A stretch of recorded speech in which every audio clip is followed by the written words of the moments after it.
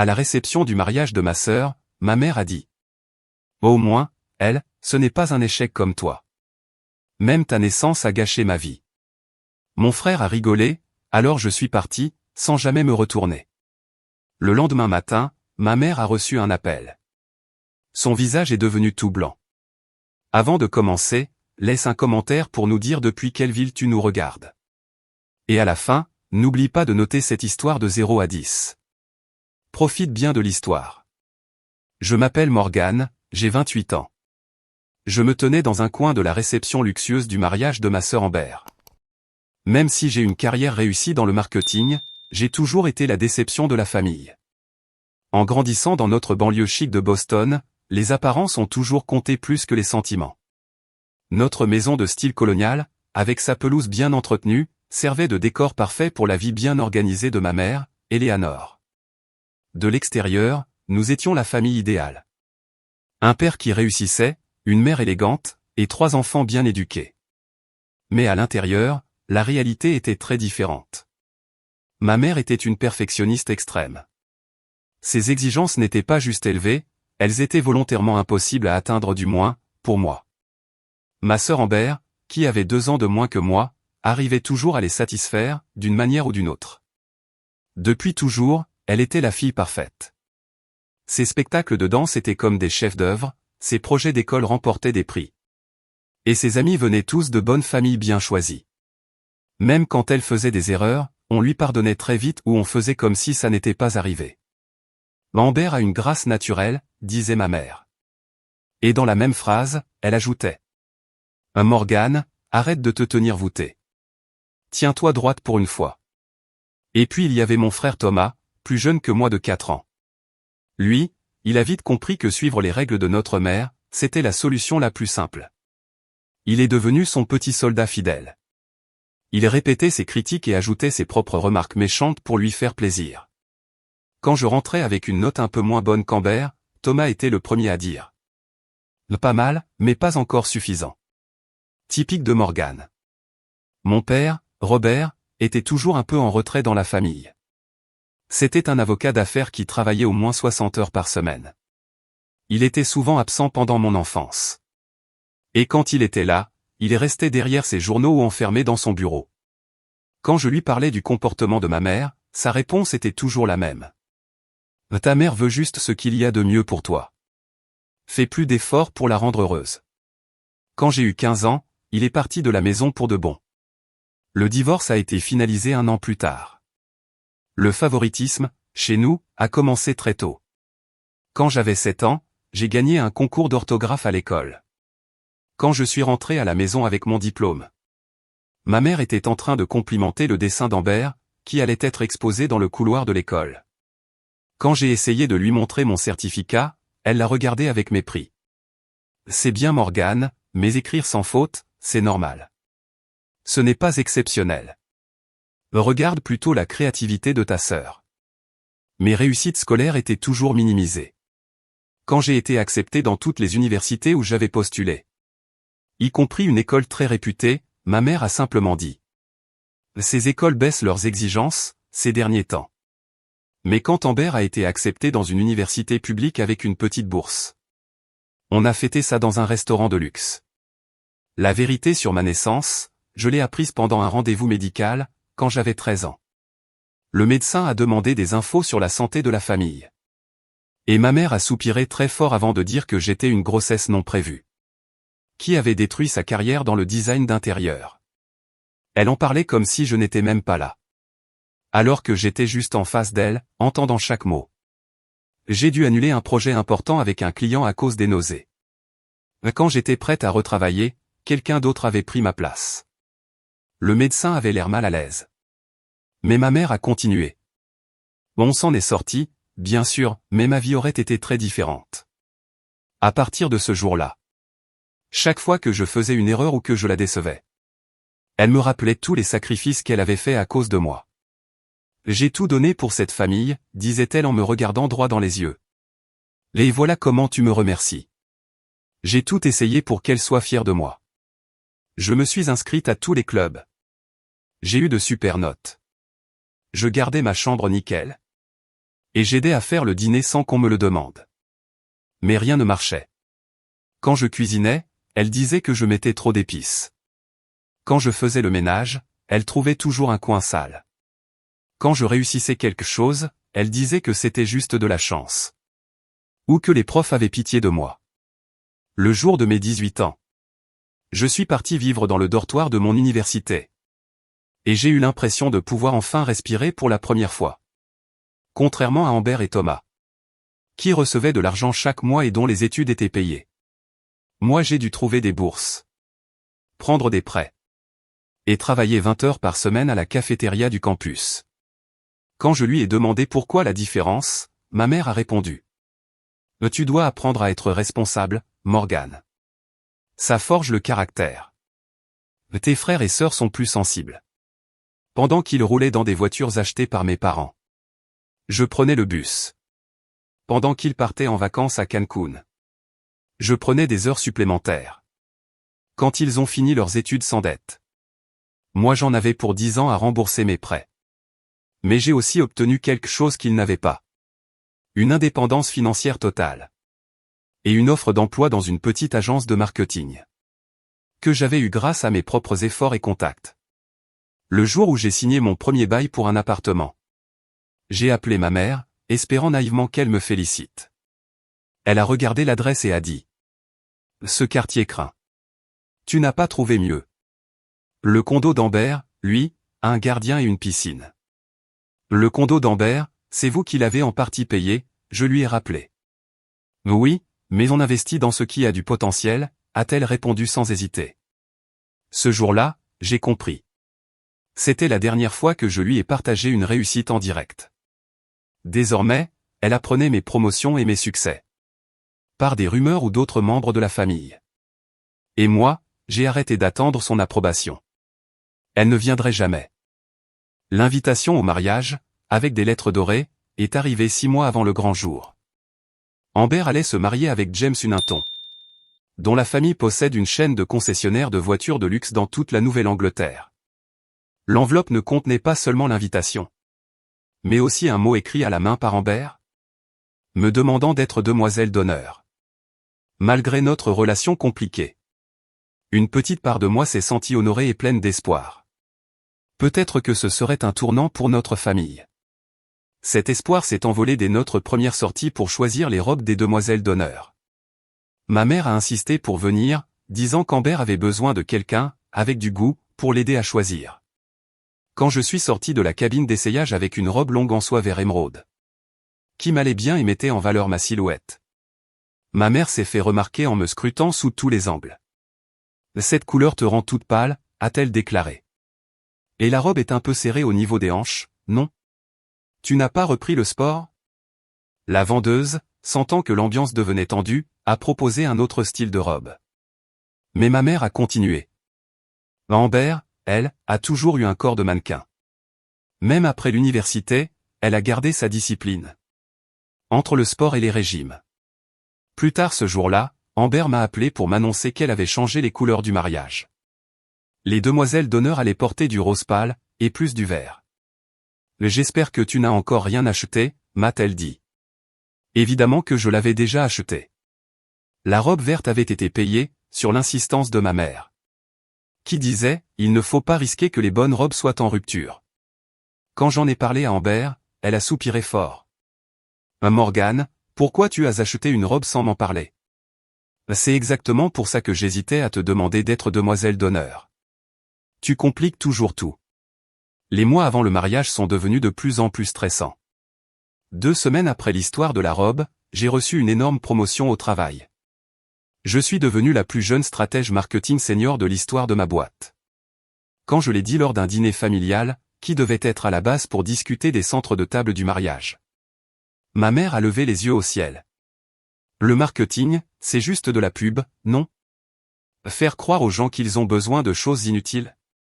Et tout de suite après, elle a enchaîné. Bon, Amber, revenons au verre à vin pour la table principale. Le dîner de répétition a eu lieu dans un club privé très chic, avec une vue magnifique sur les toits de Boston. C'était la première fois que toute la famille était réunie dans une même pièce. Depuis le deuxième mariage de mon père, 3 ans plus tôt. Il était venu avec sa nouvelle femme, Diane, une bibliothécaire très douce, qui semblait toujours anxieuse quand ma mère était là. « Robert, tu as l'air fatigué », a dit ma mère en le saluant.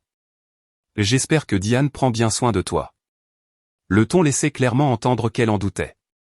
Quand on s'est tous assis à table, je me suis retrouvé à côté de Daniel, mon ex de la fac, qui était devenu, apparemment, un bon pote de mon frère Thomas. « Morgane. Ça fait quoi, 5 ans ?» m'a dit Daniel avec un sourire forcé. On était restés ensemble presque toute la fac. Jusqu'à ce qu'il me trompe avec une fille de sa confrérie. 6 ans, ai-je corrigé en prenant un verre de vin. Thomas ne m'a pas dit que tu venais, a-t-il ajouté. Thomas est apparu derrière moi. On t'a rajouté à la dernière minute pour équilibrer les tables. Puis il a continué avec un sourire narquois. Maman trouvait que ce serait bien que tu aies quelqu'un à qui parler. Vu que t'es venue toute seule. C'était clairement fait exprès. Un rappel cruel que j'étais célibataire, au beau milieu d'une célébration de mariage. Pendant le dîner, ma mère a fait plusieurs commentaires passifs-agressifs sur mes choix de vie. Quand ma tante Patricia m'a demandé ce que je faisais dans la vie, ma mère a coupé la parole. Morgane cherche encore sa voie.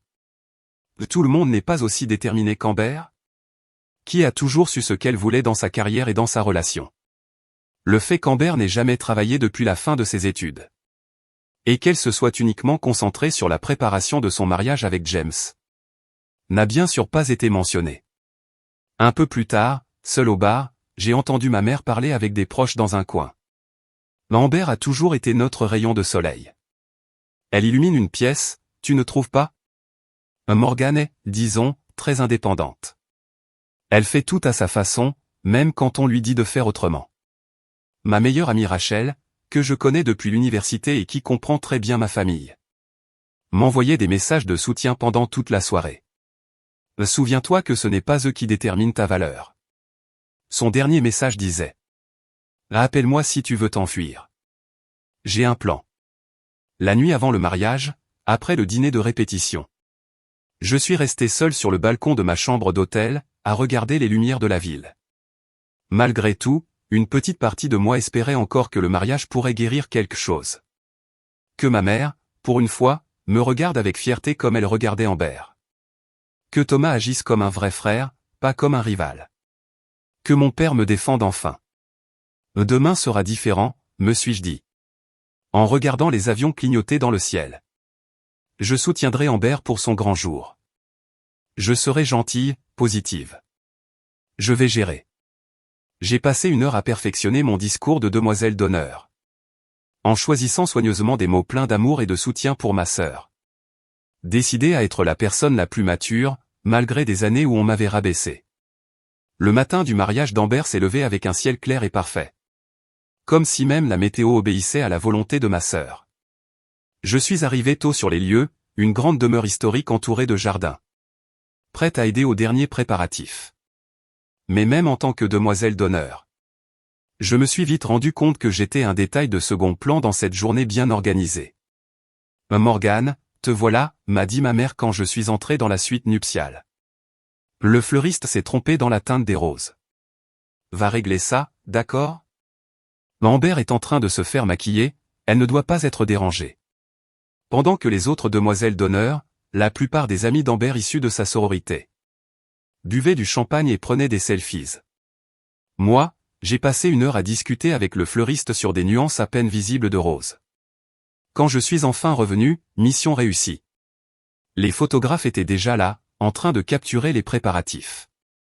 On a besoin de la famille de la mariée, a dit le photographe en faisant signe à ma mère de rejoindre Amber. Toi aussi, je suppose, a ajouté ma mère, presque comme une réflexion secondaire, me faisant signe de la main pour que je vienne sur la photo. Mais alors que j'approchais, elle a bougé subtilement son corps pour me cacher partiellement de l'objectif. Plus tard, sur les photos, je découvrirai que j'étais à peine visible. Juste un petit bout de tissu rose pâle sur le bord d'un portrait de famille, parfait. Pendant toute la matinée, j'ai tenu la promesse que je m'étais faite. J'ai gardé une attitude positive, même si on me traitait comme une assistante.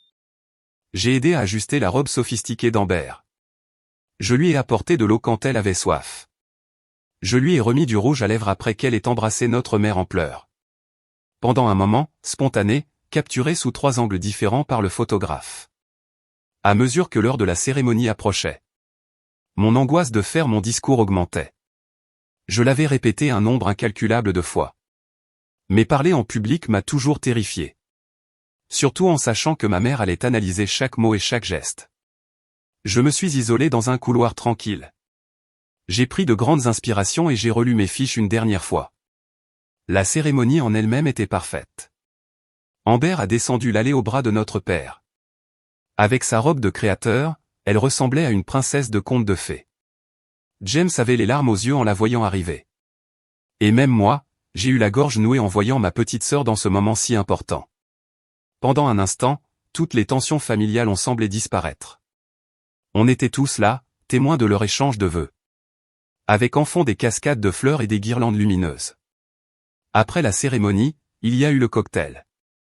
C'était un tourbillon de conversations creuses avec des cousins éloignés et des amis de mes parents. Qui se souvenaient de moi enfant.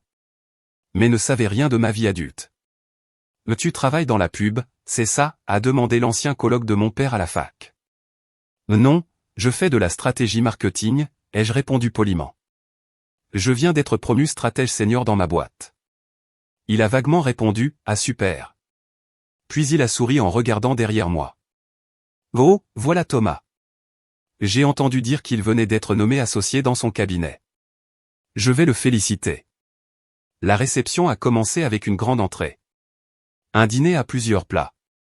Puis le moment que je redoutais le plus, les discours. Le garçon d'honneur a commencé. Avec une allocution drôle sur les souvenirs d'université de James. Ensuite, c'était au tour de mon père.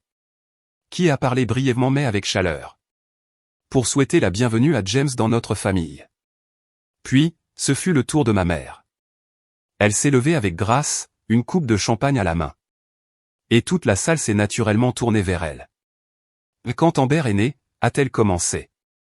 J'ai su tout de suite qu'elle était spéciale. Elle avait une étincelle, un éclat, que tout le monde voyait. Les yeux de ma mère brillaient de larmes. Toute sa vie, elle a dépassé nos attentes. Et elle n'a apporté que de la joie et de la fierté à notre famille. Je me suis agité sur ma chaise. Sentant déjà où tout ça allait. Amber a toujours su ce qu'elle voulait, a-t-elle continué. Et elle l'a poursuivi avec détermination. Les cours de danse, les rôles principaux dans les pièces de l'école. Et maintenant, l'homme merveilleux avec qui elle se marie aujourd'hui. Elle a affronté la vie avec grâce et assurance. La foule hochait la tête avec admiration. James lui a serré la main avec tendresse. Tout le monde ne naît pas en sachant quel chemin suivre, a continué ma mère. Et là, son regard s'est tourné très nettement dans ma direction. Certaines personnes cherchent longtemps leur voie. Elles font de mauvais choix. Elles ont besoin de plus d'aide. Un léger malaise a envahi la salle.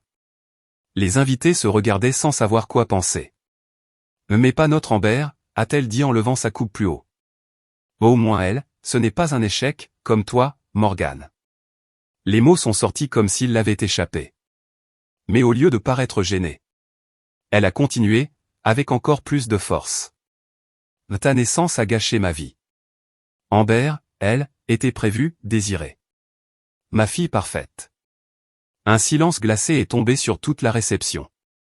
Je suis resté figé. J'avais le cœur qui battait très fort dans mes oreilles. Je n'arrivais pas à croire ce qu'elle venait de dire. À voix haute. Devant tout le monde. Ce qu'elle avait toujours laissé entendre toute ma vie. Et puis, Thomas a éclaté de rire. Un rire sec et cruel, qui a brisé le silence. Allez, sœurette, tu sais que c'est vrai, a-t-il ajouté. Pensant sûrement qu'il détendrait l'atmosphère. T'as toujours été la déception de la famille. Les invités ont baissé les yeux vers leurs assiettes. Le coordinateur du mariage a murmuré quelque chose au DJ. Le marié, James, avait l'air choqué. Amber, elle ne m'a pas défendu. Elle avait juste l'air gênée que ce moment, gênant, gâche son mariage parfait. À cet instant très précis. J'ai compris avec une clarté absolue ce que j'avais mis 28 ans à réaliser. Rien ne changerait jamais. Aucune réussite ne serait jamais assez. Aucun effort ne serait reconnu. Peu importe ce que je faisais. Aux yeux de ma mère, ma simple existence était un échec. J'ai posé doucement ma serviette sur la table. Je me suis levé. Et je suis parti. Sans un mot. Sans faire de scandale. Sans larmes. Sans confrontation. Je suis juste sorti. Et en marchant vers la sortie, je me suis senti étrangement calme. J'ai donné mon ticket au voiturier. Et j'ai attendu ma voiture sous le ciel étoilé. Pour la première fois de ma vie, je ne fuyais pas ma famille. Je marchais vers moi-même. Le trajet depuis la réception m'a semblé irréel. Je tenais le volant trop fort. Et mes yeux étaient embués de larmes. J'ai dû m'arrêter 2 fois sur le bord de la route pour souffler un peu. L'air frais de la nuit, qui sentait l'automne, me faisait du bien. Chaque respiration était comme une première vraie bouffée d'oxygène. Après des années à me noyer doucement. Pendant que je conduisais, des souvenirs me sont revenus en rafale.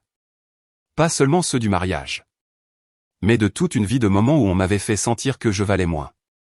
Mon 10e anniversaire, quand ma mère m'avait critiqué pour la façon dont j'avais soufflé les bougies. Ma remise de diplôme du lycée. Quand Thomas avait dit à voix haute que le niveau de l'école avait sûrement baissé. Le jour de mon départ à la fac. Quand mes parents m'avaient laissé en vitesse. Pour pouvoir passer plus de temps à aider Amber à s'installer dans sa chambre. Je me suis enregistré dans un petit hôtel à 30 minutes du lieu du mariage. Ce n'était pas du tout aussi luxueux que l'endroit où logeaient les autres invités. Mais ça m'allait. La réceptionniste a jeté un œil curieux à ma robe de demoiselle d'honneur. Mais elle n'a rien dit en me tendant la carte de ma chambre. Dans la chambre, j'ai enlevé mes talons douloureux. Et je me suis assise sur le bord du lit. Regardant sans vraiment le voir un tableau banal accroché au mur. Mon téléphone n'avait pas arrêté de vibrer depuis mon départ. Mais je l'avais ignoré jusque-là. Je l'ai enfin regardé. Le premier message venait de Rachel. « Tu vas bien ? Appelle-moi. Je peux venir te chercher n'importe où, n'importe quand. Tu n'as pas à affronter ça toute seule. » Ces mots ont provoqué mon premier vrai sourire de toute la journée. Rachel avait été ma coloc pendant ma 2e année d'université. Et elle avait vu, de ses propres yeux, comment ma famille me traitait. Pendant le week-end spécial, parents, à la fac. Elle avait été la première personne à dire clairement ce que je soupçonnais depuis longtemps. Ta mère est émotionnellement abusive, Morgane. Ce n'est pas normal. Les autres messages, eux, étaient beaucoup moins gentils. Thomas avait envoyé 3 textos d'affilée. Belle manière de faire ton show. Bravo pour ta maturité. Maman est bouleversée maintenant. J'espère que t'es fier de toi. T'as encore gâché le jour spécial d'Amber. Comme d'habitude. T'as tout ramené à toi. Mon père, étonnamment, avait appelé 2 fois. Mais n'avait laissé aucun message. Amber m'avait aussi écrit. Je n'arrive pas à croire que tu sois parti pendant mon mariage. On en reparlera quand je reviendrai de ma lune de miel. Et puis, il y avait un message vocal de ma mère. Je l'ai mis en haut-parleur. Posé à côté de moi sur le lit. Rien que le tenir en main, c'était déjà trop. Morgan Elizabeth Davis, disait sa voix. Pleine de colère tenue. Ton comportement de ce soir est impardonnable. Tu as humilié toute la famille, devant tous ceux qui comptent. Je veux que tu reviennes immédiatement à la réception. Que tu t'excuses devant tout le monde pour ton petit départ dramatique. Et que tu dises que tu ne te sentais pas bien. Rappelle-moi immédiatement. J'ai supprimé le message. Puis j'ai fait quelque chose que je n'avais jamais osé faire avant. J'ai bloqué son numéro. Puis celui de Thomas. Puis celui d'Amber. Le soulagement a été immédiat, presque physique. Comme si j'avais enlevé un sac à dos rempli de pierres. Que je portais depuis des années. Ce soir-là, j'ai appelé Rachel. Et j'ai éclaté en sanglots en lui racontant toute l'histoire. Contrairement à ma famille. Elle m'a écouté sans m'interrompre. Sans me juger. Sans faire tourner la conversation autour d'elle. Tu sais que c'est sûrement la chose la plus saine que tu aies jamais faite dans ta vie, pas vrai, m'a-t-elle dit quand j'ai terminé. T'éloigner de ceux qui te font du mal, ce n'est pas de la faiblesse. C'est se protéger. Après avoir raccroché, j'ai ouvert mon ordinateur portable. Et j'ai fait quelque chose d'impulsif mais de profondément juste. J'ai postulé pour un poste en marketing que je regardais depuis longtemps à Chicago. C'était à 3 États d'ici, à près de 1500 km de Boston et de ma famille. C'était une belle opportunité pour ma carrière. Mais j'avais toujours hésité à postuler. En entendant dans ma tête la voix de ma mère. T'es pas qualifié. Tu vises trop haut. Tu vas te ridiculiser. Mais là, j'ai rempli la candidature avec une confiance que je n'avais pas ressentie depuis des années. Ensuite, j'ai écrit un email bref mais professionnel à mon patron, expliquant qu'il y avait une urgence familiale. Et que je devais prendre mes jours de congés accumulés, dès maintenant. Vers 3 heures du matin, mon téléphone a sonné à nouveau. Ce n'était pas un numéro bloqué. Mais l'indicatif montrait que c'était un appel venant de Boston. Fatigué, j'ai décroché. Morgan ? C'était mon père. Est-ce que tu es en sécurité ? Dis-moi juste ça. Oui, je suis en sécurité, ai-je répondu. Ma voix me semblait étrangère à moi-même. Je suis dans un hôtel. Bien, a-t-il dit. Il a marqué une pause. Ce que ta mère t'a dit, c'était mal. J'aurais dû intervenir. Oui, tu aurais dû, ai-je dit, trop épuisé pour être poli. Comme toutes les autres fois, pendant toutes ces années. Il est resté silencieux si longtemps que j'ai cru qu'il avait raccroché. Tu as raison, a-t-il fini par dire. Je t'ai laissé tomber, Morgan. Je suis désolé. Cette excuse, en retard de plusieurs décennies. Et même si elle n'était pas suffisante, a quand même desserré quelque chose dans ma poitrine. Il faut que j'y aille, ai-je dit. Pas prête à lui pardonner aussi facilement. Je comprends. Prends soin de toi. Je vais enfin le faire, lui ai-je répondu. Et j'ai mis fin à l'appel. Le matin suivant, j'ai conduit jusqu'à la maison de mes parents, en sachant qu'ils seraient tous occupés à bruncher ou faire les activités post-mariage. Avec ma clé que j'utilisais rarement. Je suis entré et j'ai rapidement emballé mes affaires essentielles. Mes papiers importants, des photos précieuses, mes livres préférés. Et assez de vêtements pour tenir quelques semaines. Le temps d'organiser le reste. J'ai laissé ma clé sur le comptoir de la cuisine. Avec une petite note. Je vous contacterai pour venir chercher le reste. Alors que je chargeais la dernière boîte dans ma voiture. Un véhicule est arrivé dans l'allée. Mon cœur s'est figé. Jusqu'à ce que je reconnaisse la voiture de mon père. Il est sorti lentement, l'air épuisé. Je pensais que tu passerais, a-t-il dit, en gardant ses distances. Comme s'il avait peur que je m'enfuie. Ta mère ne sait pas que je suis là. J'ai fermé le coffre, vidé, sans force pour discuter.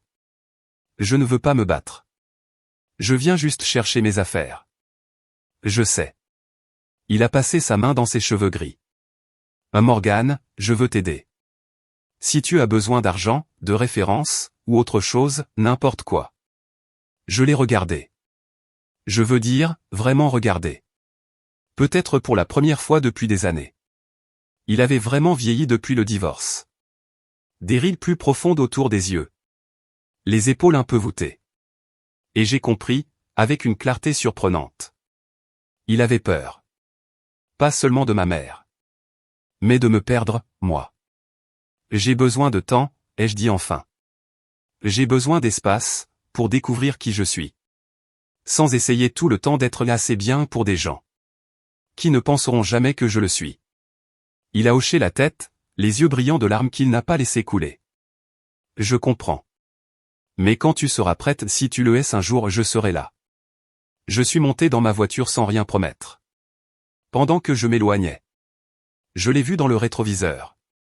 Seul, debout dans l'allée de la maison où j'avais grandi. Mais où je n'avais jamais vraiment eu ma place. Le lendemain matin s'est levé avec un ciel étonnamment clair. Je me suis réveillé dans ma chambre d'hôtel. Et je me suis senti plus légère. Malgré toute l'incertitude autour de ma situation.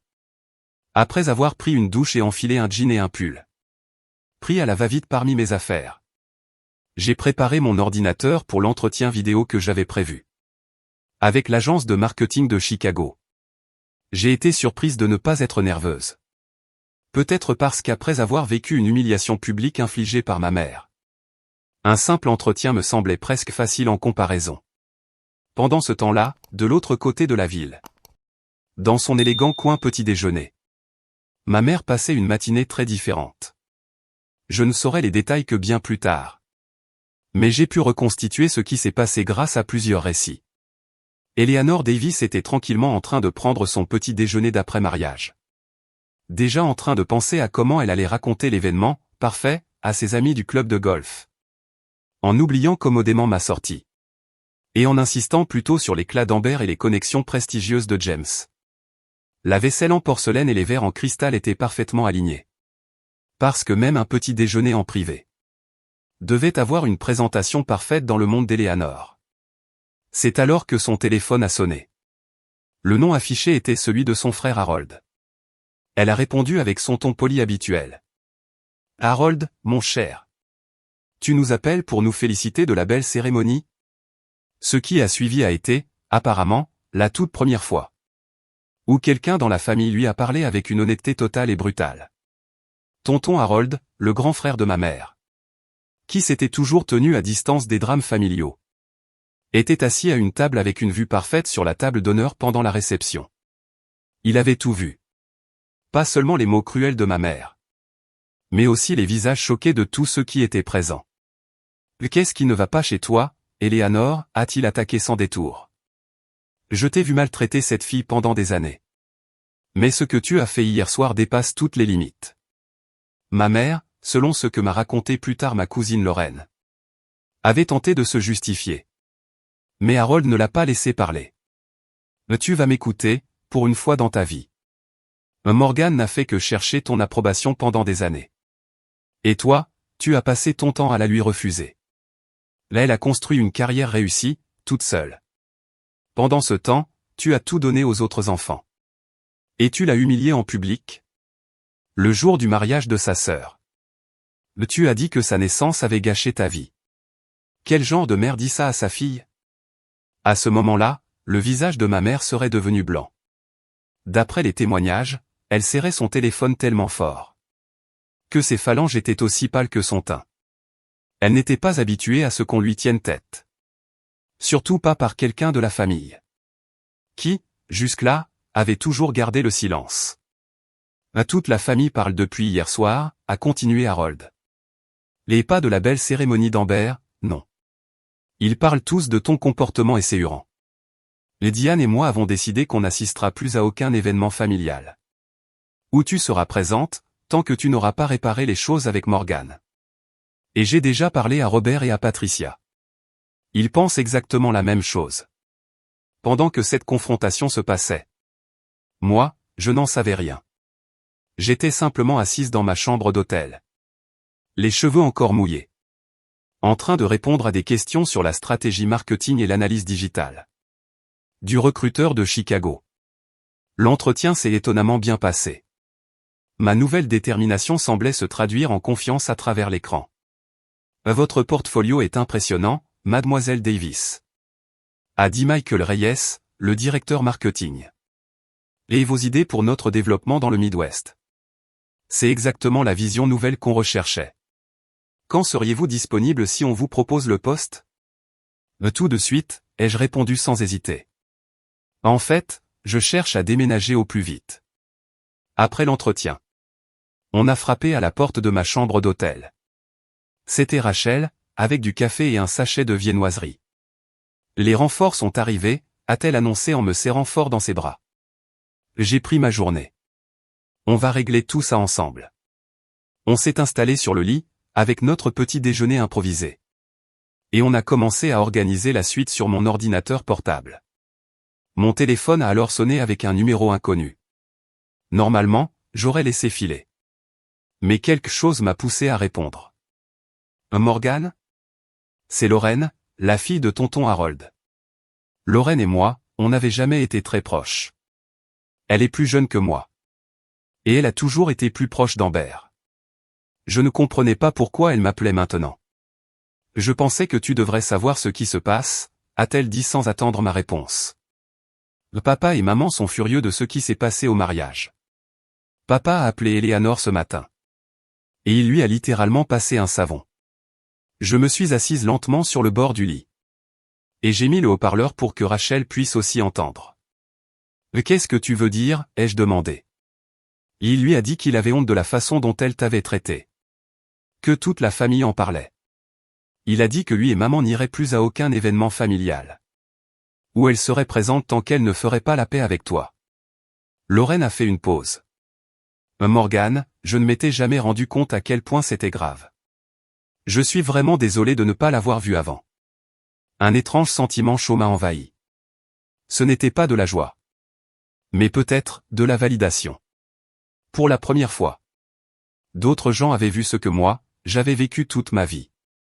Et ils l'appelaient par son vrai nom, maltraitance. Les Eleanor pètent complètement les plombs, a continué Lorraine. Tonton Thomas appelle tout le monde pour essayer de rattraper les choses. Il dit que t'es instable émotionnellement. Et que tu fais ça juste pour attirer l'attention. Mais personne n'y croit. Pas après ce qu'ils ont vu. Après avoir raccroché avec Lorraine. Rachel et moi sommes restés un moment en silence. Donc, ta famille commence enfin à voir la vérité. A dit Rachel au bout d'un moment. Tu te sens comment avec ça? J'ai réfléchi un instant à sa question. Validé, ai-je admis. Mais en même temps, ça n'a plus d'importance. J'ai fini de faire dépendre ma valeur de leur opinion. Même s'ils sont enfin de mon côté.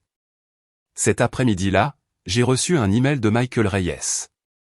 Il m'offrait officiellement le poste à Chicago. Avec un salaire 20% plus élevé que mon poste actuel. Et une aide pour le déménagement incluse. J'ai accepté tout de suite. Sentant que les pièces de ma nouvelle vie étaient en train de s'assembler. Plus vite que je ne l'aurais imaginé. Le reste de la journée, mon téléphone n'a pas arrêté de s'allumer.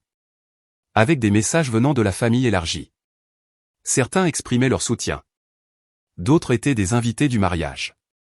Qui demandaient si j'allais bien. Et même quelques demoiselles d'honneur d'Amber. Qui, apparemment, avaient été mal à l'aise. Devant la façon dont on m'avait traité pendant les préparatifs.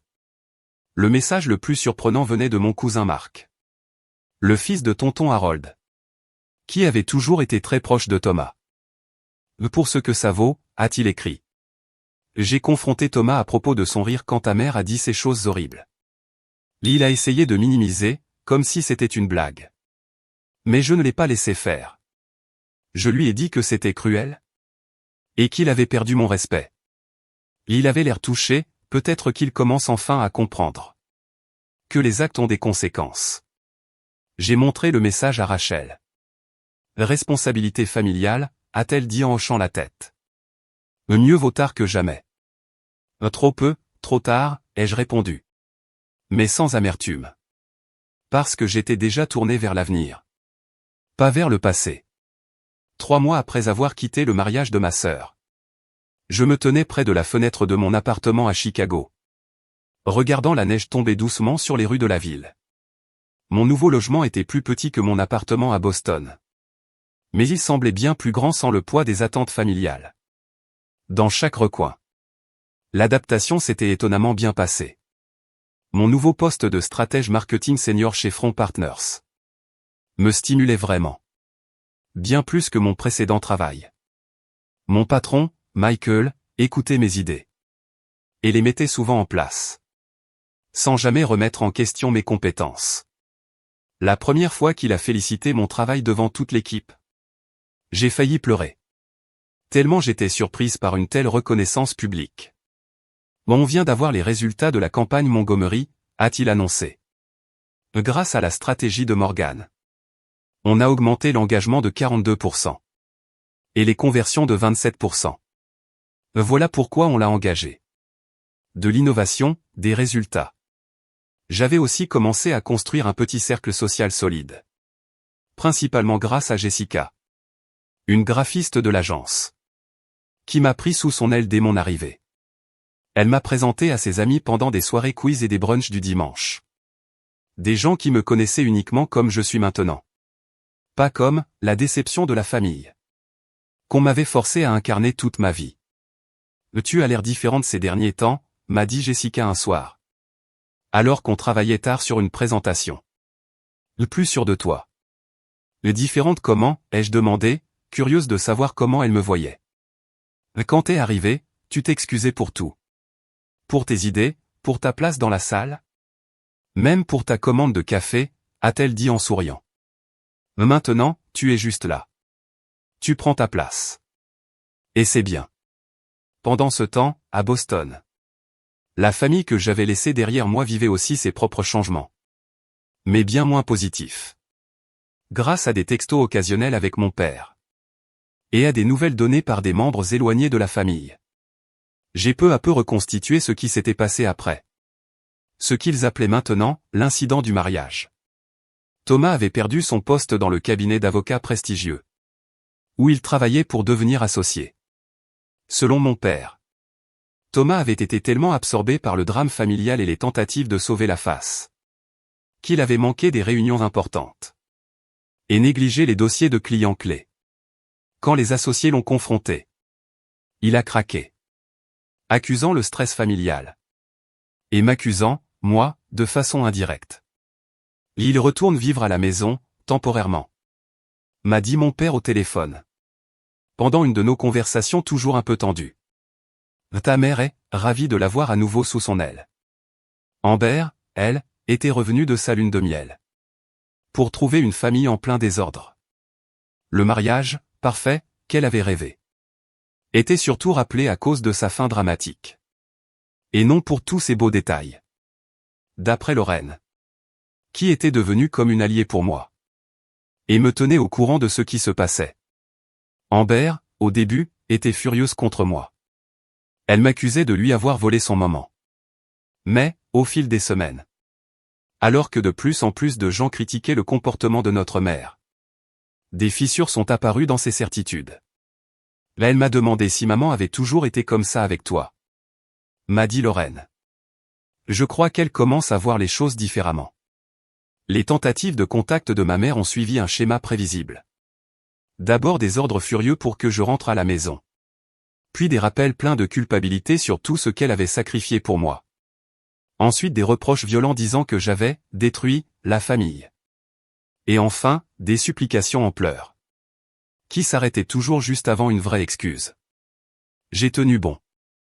Je ne répondais que pour des sujets pratiques. Liés au reste de mes affaires à Boston. La période des fêtes a amené de nouveaux défis. Le jour de Thanksgiving allait être la première grande réunion de famille depuis le mariage.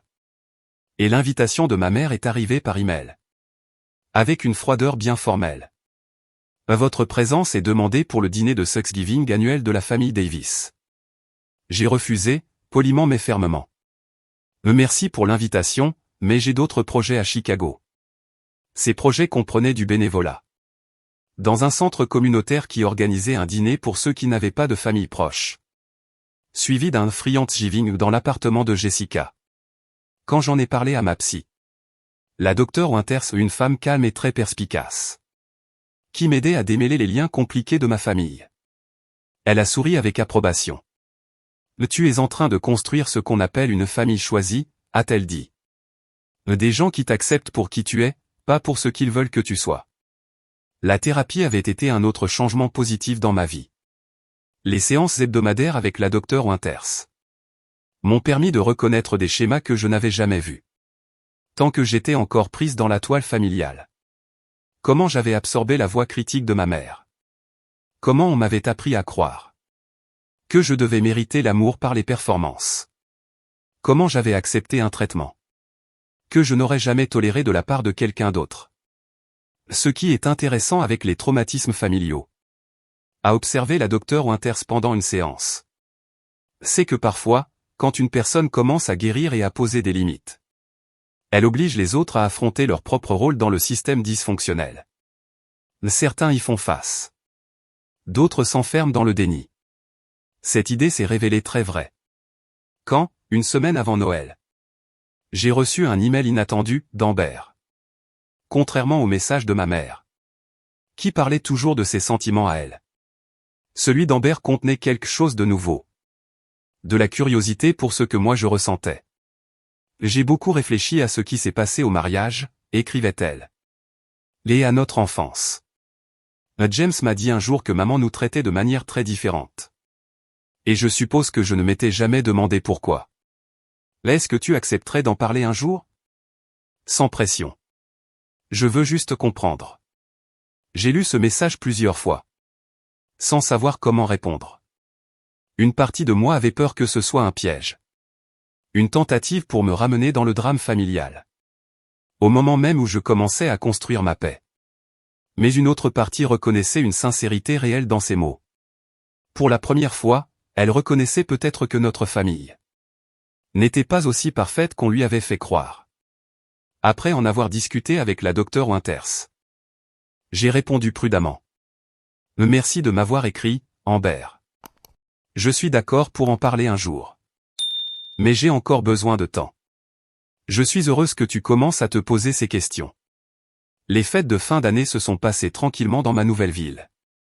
J'ai envoyé des cadeaux simples mais attentionnés à mon père, Lorraine, tonton Harold et tante Patricia. Rien pour ma mère, ni pour Thomas. Et une petite carte pour Amber. Avec juste un message. Joyeux Noël. J'ai reçu un cadeau cher mais impersonnel de la part de ma mère. Envoyé via mon père. Des serviettes de bain avec mes initiales. Clairement choisies par son assistante.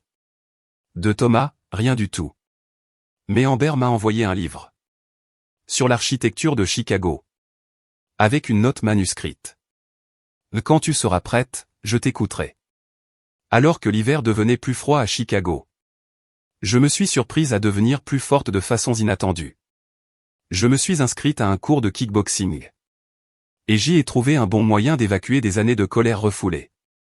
J'ai aussi commencé à faire du bénévolat dans un programme de lecture. Lisant des histoires à des enfants. Dont les visages s'éclairaient à chaque fois qu'ils me voyaient arriver. Je suis même sorti avec quelques personnes. Et j'ai appris à repérer rapidement les signes de dynamique toxique. Similaires à celles de ma famille. Un soir de neige, à la fin du mois de janvier. Jessica m'a convaincu d'assister à une exposition photo dans une petite galerie. Le photographe est un ami de mon frère, m'a-t-elle dit. Pendant qu'on buvait du vin offert par la galerie. En regardant des portraits en noir et blanc. De gens ordinaires de Chicago. Il sait vraiment capturer l'essence des gens, a-t-elle ajouté. Le photographe, David, était aussi attentionné que son travail. Il posait des questions. Et écoutait vraiment les réponses. Quand il m'a demandé d'où je venais. Et que je lui ai répondu vaguement. Que j'avais des relations compliquées avec ma famille. Il n'a pas insisté. Les familles sont comme des écosystèmes complexes, a-t-il dit. Parfois, la chose la plus saine qu'on puisse faire, c'est de se replanter ailleurs, pour pouvoir vraiment grandir. J'ai souri à cette image. C'est exactement ce que j'ai fait, lui ai-je répondu. Quand l'hiver a commencé à fondre et que le printemps est arrivé. Je me suis rendu compte que quelque chose avait changé profondément en moi. Le besoin constant de validation. Les excuses automatiques. La sensation que j'étais, au fond, pas assez bien. Tout ça avait commencé à disparaître. Comme des bleus anciens qui, enfin, s'effacent. Et à la place, quelque chose de nouveau a poussé. La confiance en moi. 1 an après avoir quitté le mariage de ma sœur. Je me préparais dans mon appartement de Chicago. Pour une visite que je n'aurais jamais cru possible. Amber m'avait envoyé un message 3 semaines plus tôt. Me demandant si elle pouvait venir me voir. Seule. Et sans rien dire à notre mère. Après avoir bien réfléchi. Et parlé à la docteure Winters. J'avais accepté. Cette dernière année avait transformé ma vie. À la fois visiblement et en profondeur. Sur le plan pro, j'avais dépassé toutes mes attentes. Signant 2 gros clients pour l'agence. Et recevant une belle prime. Mon appartement, maintenant, me ressemblait vraiment. Décoré avec des œuvres que j'aimais. Pas avec des objets choisis pour impressionner les autres. Mes amis me connaissaient pour la vraie personne que j'étais. Pas pour l'image que j'avais appris à jouer dans ma famille. Le plus important. J'avais construit une vraie relation avec moi-même. Fondée sur l'acceptation. Et non sur la critique permanente. À 11h pile, comme prévu. La sonnette a retenti. Certaines choses ne changent jamais. La ponctualité d'Amber était toujours parfaite. L'un des nombreux traits qu'on avait toujours vantés chez elle. Pendant qu'on soulignait tout ce que je faisais mal. Salut, a-t-elle dit quand j'ai ouvert la porte. Elle avait l'air familière et différente en même temps. Ses cheveux étaient plus courts. Ses vêtements de créateur avaient été remplacés par un jean simple et un pull. Ses ongles parfaitement manucurés étaient maintenant courts et naturels. Merci de m'accueillir. On s'est assise dans mon salon. Avec du café. Le malaise du début a vite laissé place à une conversation prudente. Ton chez toi est super joli, a-t-elle dit en regardant autour d'elle. On sent que c'est toi. Merci, ai-je répondu. Pas sûr de ce qu'elle voulait dire exactement. Comment va James, ai-je demandé. Son visage s'est un peu assombri. On traverse une période compliquée. Et c'est justement pour ça que je voulais te parler. Pendant l'heure qui a suivi, Amber m'a raconté ce qui s'était passé dans sa vie depuis mon départ. Au début, elle avait été en colère contre moi. Me tenant pour responsable d'avoir gâché son mariage. Elle croyait entièrement à la version des faits racontés par notre mère. Mais, au fil des mois, elle avait commencé à remarquer certaines choses troublantes dans son propre couple. James critique tout ce que je fais, a-t-elle expliqué en regardant sa tasse. Ma façon de cuisiner, mes habits, comment je range les fleurs à la maison. Rien n'est jamais bien. Puis elle m'a regardé, et ses yeux étaient pleins de lucidité. Exactement comme maman avec toi. La différence, ai-je dit doucement. C'est que toi, tu le reconnais. Amber a hoché la tête, les larmes aux yeux. J'ai commencé une thérapie. James ne voulait pas. Il disait que c'était inutile. Mais j'ai insisté. Ma psy m'a aidé à voir que ce que je pensais être des dynamiques familiales normales ne l'était pas. Morgane, je suis désolé. Je n'avais jamais vu ce que tu vivais. J'étais tellement occupé à être la bonne fille que je n'ai pas vu à quel point tu étais maltraitée. Son excuse, sincère et spontanée, a relâché quelque chose de tendu dans ma poitrine. Ce n'était pas encore du pardon. Ça prendrait du temps. Mais c'était une possibilité. Maman a toujours contrôlé toute ma vie, a-t-elle continué. Mes amis, mes études, même James. Tu savais que c'est elle qui nous a présentés à cette soirée caritative. Elle avait fouillé tout son historique familial avant de nous faire rencontrer. Je ne savais pas, mais ça ne me surprend pas. Eleanor Davis ne laissait rien au hasard. Surtout pas la vie de ses enfants. Et elle, comment elle va, ai-je demandé. Sans vraiment savoir si je voulais la réponse. Pas très bien, a reconnu Amber. La position de tonton Harold a créé une vraie fracture dans la famille. Beaucoup de gens ont pris parti. Et beaucoup ne lui parlent plus. Elle a perdu sa place dans 2 associations caritatives. Il paraît que certains membres ont assisté au mariage. Et ont tout entendu. Thomas vit toujours à la maison. Il passe son temps à blâmer tout le monde sauf lui. Amber a soupiré. Lui et maman se nourrissent l'un l'autre de leur pire côté. C'est épuisant d'être près d'eux. On a parlé pendant des heures. En recollant les morceaux de nos enfances vécues si différemment. On a rempli les trous. Et peu à peu, on a compris chacune ce que l'autre avait enduré. Je lui ai raconté ma nouvelle vie à Chicago. La confiance en moi qui grandissait au travail. Et mes amis qui m'acceptaient sans condition. Elle m'a parlé de ses séances de thérapie. De comment elle ouvrait enfin les yeux sur la manipulation de maman. Et de ses premiers pas, timides, vers l'indépendance. James et moi, on suit une thérapie de couple maintenant, m'a-t-elle dit. Il essaie de comprendre comment son comportement m'a affecté. C'est dur, mais je crois qu'on peut s'en sortir. Elle a marqué une pause. Je n'aurais jamais eu le courage d'insister pour ça. Si je ne t'avais pas vu te défendre le jour du mariage. Même si c'était terrible. Ce moment m'a changé. Avant de partir, Amber m'a prise dans ses bras. Fort. Je suis fier de toi, a-t-elle murmuré. Des mots que je n'avais encore jamais entendus de la bouche d'un membre de ma famille. J'espère qu'un jour, on pourra vraiment être sœurs. Pas juste 2 filles qui ont grandi dans la même maison.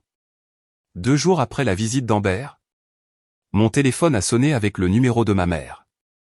Je l'avais débloqué des mois plus tôt. Parce que j'étais assez en paix avec moi-même. Pour ne plus avoir besoin de barrières numériques. Mais elle appelait rarement. Elle passait encore principalement par mon père. Curieuse, j'ai répondu. Morgane, a-t-elle dit. Avec sa voix toujours pleine d'autorité et de martyre. J'ai appris qu'Ambert t'a rendu visite. C'est exact, ai-je répondu, d'un ton neutre. J'espère que tu ne lui as pas mis des idées dans la tête.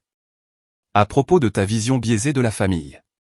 Elle traverse une période difficile avec son mari. Et elle est très influençable en ce moment.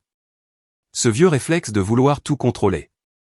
Mais cette fois, il n'a eu aucun effet sur moi. Je ne ressentais plus rien. Juste une reconnaissance. Je connais ce schéma par cœur. Maman, est-ce qu'il y a quelque chose de spécifique dont tu voulais me parler? Elle a marqué une pause, clairement déstabilisée par mon calme. Je pensais que peut-être, il serait temps de tourner la page sur ce malheureux incident, a-t-elle dit. La famille est divisée depuis trop longtemps. Ton frère te manque, malgré tout. Et moi, je suis prête à passer l'éponge sur ce qui s'est passé au mariage. Passer l'éponge, ai-je répété. Pas t'excuser? Pas reconnaître la douleur que tu m'as causée.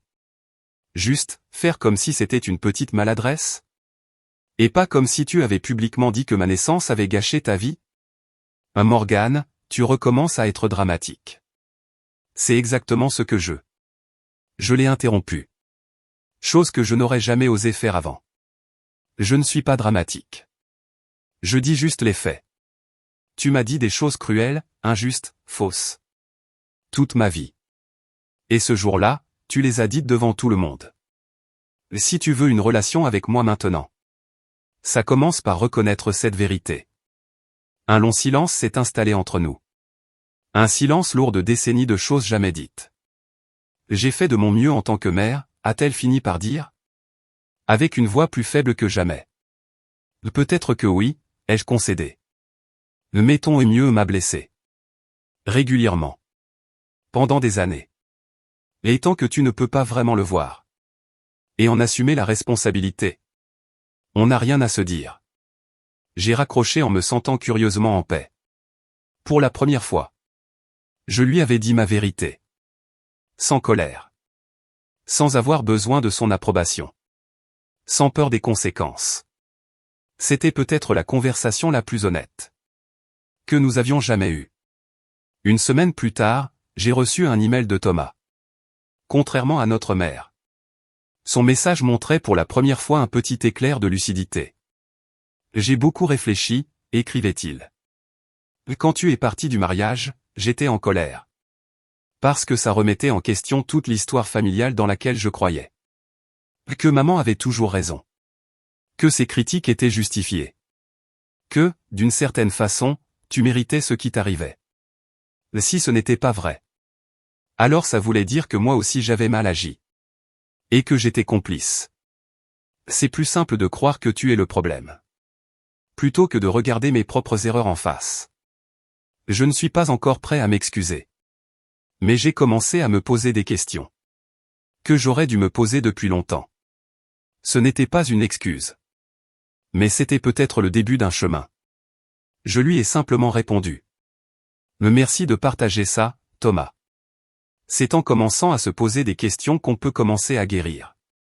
Ce printemps-là, Rachel est venue à Chicago. Pour célébrer ce qu'elle appelait « mon anniversaire de liberté ». On a passé un week-end à explorer la ville.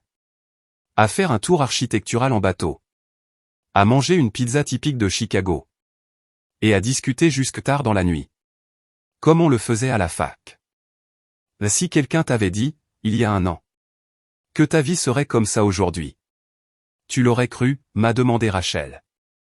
Alors qu'on regardait le coucher du soleil depuis le Navy Pier. J'ai réfléchi, pensant à tout ce que j'avais perdu. Et tout ce que j'avais gagné en 12 mois bouleversants. Non, ai-je avoué. Je n'aurais jamais imaginé atteindre ce niveau de paix intérieure. J'ai passé tellement d'années à essayer de gagner l'amour. De gens incapables d'en donner librement. Que je n'ai jamais pensé que je pouvais simplement m'en éloigner et construire quelque chose de mieux. Tu sais ce dont je suis la plus fière, m'a dit Rachel en passant son bras autour du mien. Tu n'es pas devenue amère. Tu en avais pourtant toutes les raisons. Mais au lieu de ça, tu es devenue plus compatissante. Plus toi-même. Et ce qu'elle a dit, était profondément vrai. Ce que j'avais vécu aurait pu me rendre dur. Mais à la place. Ça m'avait adouci de l'intérieur. Ça m'avait permis de me connecter aux autres. Et à moi-même. De manière plus sincère. Quand Thanksgiving est revenu, j'ai reçu une nouvelle invitation formelle de ma mère. Cette fois, je n'ai même pas envisagé d'y aller.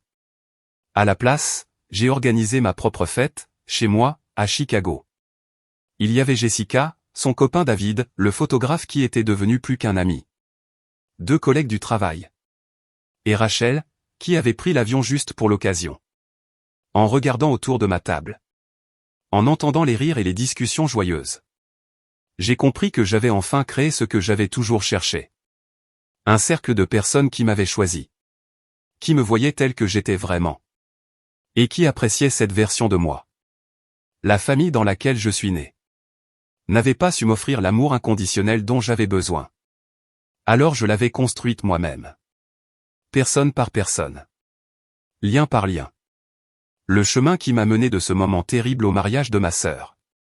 À ce dîner paisible à Chicago. N'a pas été simple. Ni droit. Il y a eu des jours de doute. Des nuits de chagrin. Et des moments de colère. Contre tous les ans que j'avais perdus à chercher une approbation qui ne viendrait jamais. Mais à travers tout ça, j'ai découvert une vérité essentielle. Parfois, s'éloigner d'une famille. Ce n'est pas fuir ou abandonner. C'est un acte de respect profond pour soi-même. J'ai appris que le pardon ne veut pas toujours dire réconciliation. Que poser des limites, ce n'est pas être égoïste. C'est nécessaire. Que guérir, ce n'est pas effacer les cicatrices. C'est les accepter comme faisant partie de moi. Et surtout, j'ai appris que la vraie famille, ce n'est pas forcément celle du sang.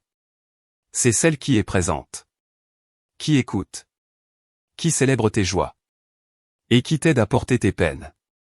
En regardant les visages de ma famille choisie, j'ai ressenti une gratitude tellement profonde qu'elle m'a rempli les yeux de larmes. Le chemin avait été dur. Mais je referais exactement le même. Rien que pour arriver ici. Un lieu de connexion sincère. Et d'acceptation de moi-même. Si toi aussi, un jour, tu dois faire le choix difficile entre ton bien-être et les attentes de ta famille, sache que tu n'es pas seul. Parfois, la chose la plus courageuse qu'on peut faire, c'est de s'éloigner de ce qui nous fait mal. Même et surtout quand ça se présente sous la forme de amour familial. Que as-tu pensé de l'histoire de Morgane? Dis-le nous dans les commentaires. Merci d'avoir écouté cette histoire. S'il y a eu une erreur pendant le montage de la vidéo, nous nous en excusons. Nous faisons de notre mieux pour vous offrir les meilleures histoires. N'oublie pas de t'abonner et d'activer les notifications. Pour ne rater aucune nouvelle histoire.